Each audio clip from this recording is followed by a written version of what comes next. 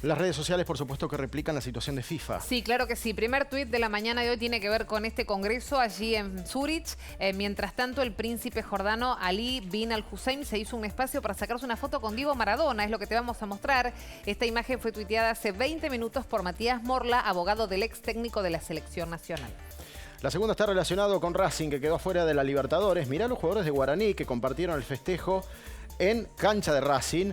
Más que orgulloso por este grupo, la emoción que siento no se puede explicar.